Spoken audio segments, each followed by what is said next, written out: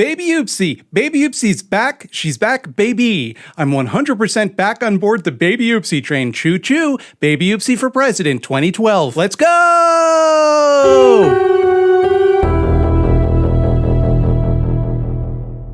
Previously on Scaredy Cats. Listen to me very closely because your life will depend on it. Baby Oopsie, the movie about a killer baby doll, a spin-off from the Demonic Toys franchise of feature films, owns. And if you include Sybil and Ray Ray in the sequel, mark my words, it will be reviewed on this channel. I promised that this would happen. Well, Oopsie, you did it again. Baby Oopsie 2 Murder Dolls is the second triumph in the Baby Oopsie series of, I was going to say feature films, but this one is only 55 minutes, so the second triumph in the Baby Oopsie franchise, which of course takes place within the greater Demonic Toys cinematic universe, which comprises the Demonic Toys films, the Dollman films, and at least one timeline of the Puppet Master films, despite the Puppet Master video game featuring prominently in the first Baby Oopsie movie. They're back, they did it, they made another movie about Baby Oopsie, the murder piss baby, and she's still got it, let me tell you. The movie opens with Ray Ray and Sybil hosting an orgy.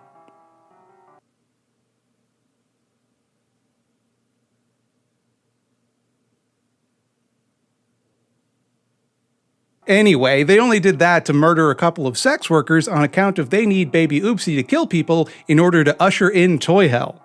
You see, it's a little racky, but go with it. In the first movie, there was an offhand line about how the Demonic Toys wanted to usher in hell on earth, comma, toy hell. According to legend, the demon possessed the toys, bringing them to life in a horrific bid to bring hell on earth, toy hell. And I thought that was just said for emphasis. Turns out, though, that toy hell is a specific state of affairs, one that Ray Ray, Satan bless his heart, has been working towards for some entirely inscrutable reason. Toy hell is on the horizon. Praise Satan! They say toy hell a lot in this movie, and they do not, at any point, explain what that means, of course. The boy sex worker gets Drano pumped into his mouth from a party horn, and the girl sex worker gets smothered in Crisco. After these murders most foul, Sybil is approached by Detective Clink, who is investigating the attack on Karen, Sybil's shitty boss from the first movie, who it turns out is still alive somehow and for some reason, and ranting about a killer baby doll. It could walk and talk all on its own. He also mentions that he's seen Sybil's internet show about baby dolls specifically. Something's coming together here. Oopsie fails spectacularly to eat SpaghettiOs, and Sybil sees a vision of the spirit of Mitzi, her abusive stepmother that got Oopsied in part 1. Mitzi warns her that she better cut out all this Oopsie murdering business before the Toy Master shows up. The Toy Master is on the horizon. Nobody wants the Toy Master to show up, and I don't think I need to explain to you what that means, because the movie won't. Sybil is then visited by Skipper Beasley, who works for a Chinese toy conglomerate, Tinker Toys or something like that, I don't remember. Skipper's like Barbie? I hope you get it, because it's a movie about a bad doll, so there's other dolls, I guess. Madison Pullins, who plays Skipper, is punching way above her weight in this movie. To be the enforcer, but it's my job as a strong young businesswoman to make sure that you fulfill your obligation. Skipper offers Sybil a devil's bargain, the chance to mass produce her own line of Baby Oopsieses, on account of how Sybil's web series went viral. That's what she says anyway, but that might be a ruse because it turns out that an evil Chinese businessman wants to get his hands on Baby Oopsie for some reason, either because he knows Baby Oopsie is an evil doll, or because Baby Oopsie is just seen as a very desirable product for a reason that is extremely unclear to me. Nonetheless, Sybil accepts the deal and agrees to produce 2 more Oopsieses, a cowboy Oopsie and a sad clown Oopsie, for kids. While building the new murder dolls, Sybil is again visited by Mitzi's ghost, who's like, "Come on, Sybil, you're being used, and they're gonna make the Toy Master come and get you." And I don't think I need to explain why that's bad news, because the movie doesn't. Sybil then discovers her father's scrapbook and is reminded that as a child, she had been declared Catholic of the Year, and she's like, "Hey, wait a minute, I'm not evil. Ray Ray just brainwashed me. Surely no one could be evil and Catholic." I don't know if we need to look into like history at all to confirm that, but I'm sure it's fine. And I mean, Sybil, you're not evil per se. But you were a little evil, right? Like, you did let Oopsie kill a lot of people in the first movie. Like, you only really stopped her when the murders weren't convenient for you personally anymore. Oh, also, in the middle of realizing she's no longer evil, Ray Ray tells her he's going to kill Earl, the postman who had the hots for her from the first movie, and she's like, yeah, whatever. I'm busy, which, some people might argue is kind of an evil reaction. Also, Baby Oopsie is smoking a cigar in this scene, and that's cute, although it's a bit of a missed opportunity because it would be way funnier if Baby Oopsie was smoking weed. I'm just kidding. Of course, Baby Oopsie smokes weed. Baby Oopsie smokes weed. Alert, alert. Baby Oopsie smokes weed in this one. Dream Blunt Rotation, Baby Oopsie 2012. Ray Ray casts a magic spell and brings the new Oopsies to life, creating a trio of murder dolls, hence the title Baby Oopsie 2 Murder Dolls. They're the Murder Dolls. Great name for a roller derby team, by the way. And it goes without saying that Ray Ray is, once again, a delight. He's just so positive throughout the movie. Despite being the primary villain, they're just like, yeah, man, play it like you're a little sweetie pie. It's so charming. I'm so happy to have Ray Ray back in my life. There are strong hangout vibes with Ray Ray. He seems like less of a villain and more of a pal with a weird hobby, which just so happens to be like serving the Dark Lord. It's such a particular energy he brings to this movie. Hey, honey. Beautiful work. Using creativity to serve Satan can be so satisfying. Around this point, Sybil's former coworker and I guess friend, Lottie, investigates why Sybil has been acting weird and distant lately, or more weird and distant than is the normal amount for Sybil. Lottie breaks into her basement only to get ambushed by the Oopsie triplets. There are 3 things to note here. This incredible exchange. Howdy, little mess! My friend back here! That's genuinely funny. Full stop. Both the matter-of-fact little fuck and my breadbasket lines made me laugh out loud. Holy shit, that's so good. And of course, Lottie's head getting splorched cartoonishly by Clown Oopsie's Harley Quinn hammer. I can't show it to you on YouTube. You're gonna have to take my word for it. She gets straight Gallaghered. So what does Sybil do about it? Knowing that Ray Ray is on his way right now to go kill Earl, she goes to church, of course, to confess her sins. I don't think you can confess sins in progress, so maybe rethink that plan, Syb. There's a fun scene where she keeps saying crazier and crazier shit to an exasperated priest. She then finally tries to call Earl to warn him about the imminent Oopsie murders, but he can't hear because he's listening to his self-help tapes on his 1980s headphones. Good for you, Earl. I hope it helps. Oh, and look at that. She's listed as Sybil Pittman in Full Moon Productions. Bit of a production error there. Should we fix it? Nah, it's 1 shot. Nobody's gonna pay attention. Nobody's gonna notice. Oh, make that 2 shots. Still, who's gonna notice? Who's gonna be paying that much attention to Baby Oopsie 2 Murder Dolls? 3 shots? Okay, well, you better change it then. We can't have it in 3 shots. Hey, while we're on the subject of production errors, I couldn't help but notice Earl's wedding ring. Earl, you cad. You were hitting on Sybil in the first movie. I'm not gonna lie to you. When I first spotted this, I actually gasped. Like, in real life. It was at that point I realized, perhaps, I have become too emotionally invested in the deep lore of the Baby Oopsie franchise. I should not be noticing or caring about such things and what they say about the characters in the movie, because probably the actor just didn't take off his wedding ring, because sometimes actors don't like to do that. Okay, so this big package Ray Ray drops off opens up, but don't worry, there's probably just a single Baby Oopsie in there. That's not a problem. Let me just take a big sip of water.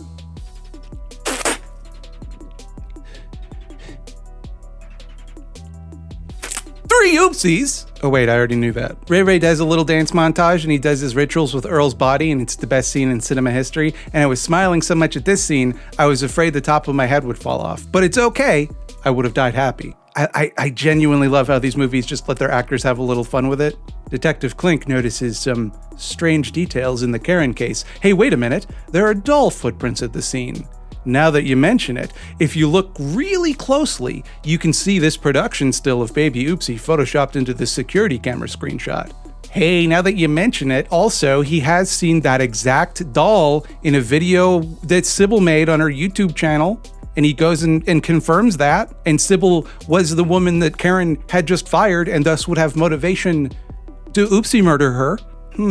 What could it mean? There's some kind of pattern here, but he's gonna need a little more evidence to put it all together. At that moment, his co-worker or partner or one of the other detectives at the detective agency he works at comes to him with a weird case he needs help with. Get this, one of his clients, a young girl, claims to have been attacked by an evil doll. An evil doll, you say? Tell me more. Well, it turns out that this evil doll in particular, the girl claims, it belonged to Sybil Pittman. That's it. That's the clue he needed. Finally, a break in the case. Get a search warrant for this guy who I'm pretty sure was supposed to be a private detective earlier in the movie. How fast can you give me a cop and a search warrant?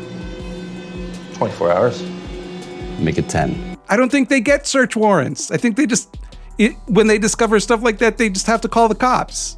Sybil tries again to get the priest's help, but Catholic priests don't actually help people. That's an urban myth. Still, it gets him thinking. He asks like the leader priest, like the king priest or whatever, if he's ever dealt with any kind of possessed dolls, and he's like, possessed dolls? Nah, no way. But go ahead and check the archives. Maybe there's a book about possessed dolls there, although I doubt there would be because that's a very specific and silly thing. And wouldn't you know it, there is an ancient tome that tells us all about Toy Hell and the Toy Master and the demonic toys. Good thing that was there.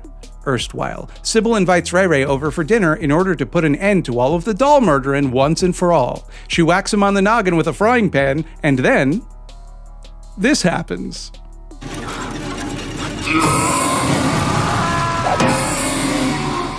Why does that look so good? Why does that look good when you consistently fail to make baby Oopsie's blinking look good? Hey, guess what? Guess what happens then? What do you think happens right after that? What do you think is the next thing that happens? Take a minute, think about it. The end. To be continued in Baby Oopsie Part 3.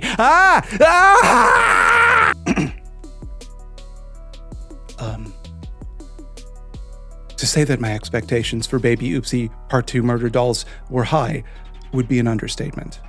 They were even higher than how Baby Oopsie got when she smoked weed in that one scene. Remember that? Smoked weed? It's funny stuff. And it exceeded them, of course.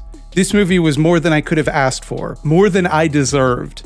Auteur writer-director William Butler has once again captured the magic in a bottle that was Baby Oopsie. And I cannot stress this point enough. I'm barely being ironic here. This movie was fun as hell. It leans far more into the comedy direction than Baby Oopsie 1 did, and that's saying something if you've seen that movie, but it totally works. I'm not laughing at it. I'm usually laughing with it. The performances are also delightfully unhinged. The production design is so arch. The story is so over the top. It never fucking stops to breathe also. It is just go, go, go. There's not a minute of dead space in this movie. Which, probably because it's only 55 minutes, but they can cram a lot into those 55 minutes, let me tell you. And it works on its own terms. It's genuinely funny, like intentionally funny. Sure, it's a little cheap and amateurish, but how much professionalism, effort, and money do you really feel like the second Baby Oopsie movie warrants?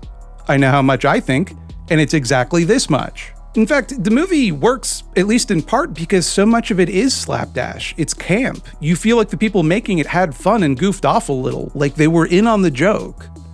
Am I saying that Baby Oopsie 2 Murder Dolls is high art, that it's the best movie I've seen this year so far, that you should drop everything and go watch it right now on Tubi.tv? Of course that's what I'm saying. You know I'm saying that. It should never have occurred to you that I might not be saying that. Shame on you. If I could offer just one piece of constructive criticism, and this is a minor point, but it's my biggest problem with the movie, at no point does Baby Oopsie do a big piss, and that's a glaring omission in my mind. That's her thing. That's why her last name is Oopsie, on account of her pisses. And they really should work that into the movie. It's lazy screenwriting. If you introduce a Baby Oopsie in the first act, it should piss by the third. Other than that, 10 out of 10, a perfect movie. Hopefully this will be addressed in a director's cut, #release the piss cut. When will I be covering Baby Oopsie 3 Burn Baby Burn? That's up to you. Make some goddamn noise for Baby Oopsie in the comments section. Go to your local elected officials and demand that I cover Baby Oopsie 3 Burn Baby Burn. Riot in the streets, kill your dad, Baby Oopsie Part 3 Burn Baby Burn 2012. Hey, Mildo, I'm back from the dentist. Perfect teeth as always. You didn't make another Baby Oopsie video while I was away, did you? No. Okay. It's just that, it would really hurt our analytics if you continue to release Baby Oopsie videos against my advice. I won't. I wasn't going to. You're paranoid, man. Need I remind you, Mildo, that we depend on support from our viewers over at patreon.com/scarycats. And that perhaps that means you should not antagonize them by releasing videos about movies nobody cares about. I know that, okay? I know all about that stuff, and they should also slash the like button and subscribe and everything. So you are making a video right now? No, I'm not. Why you got the microphone in front of you? Why'd you tell people to slash the like button? Who are you talking to? Nobody, just, the audience. Okay, you're clearly making a video. What's it about? It's Baby Oopsie 2, isn't it? No, it's, Skinamarink. It's very analytics friendly. Everybody's talking about that movie right now. I've never even heard of Baby Oopsie 2. Okay, what happens in Skinamarink? It's like it's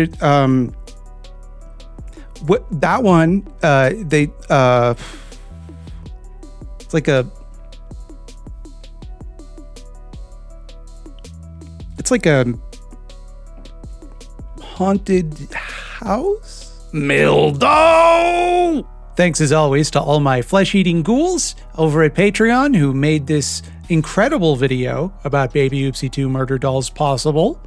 I'd like to thank in particular Ramona Montagani, Maston Ginger, James Garford, Devin Kaler, Spooky Heather Sylvia, Definitely Todd, and I'd like to thank Danwich Games, Jay Torney, Schadenfraulein, Lanston Tyne, Sirius Bengal, Rowan Everly, Caitlin Moore, Carpad, Josh Manes, Trevor Collins, Hyla Tracy, Louisa Prito, and Jesse. All I use is the star of the channel, just like me, Bobby Duke, star of the channel.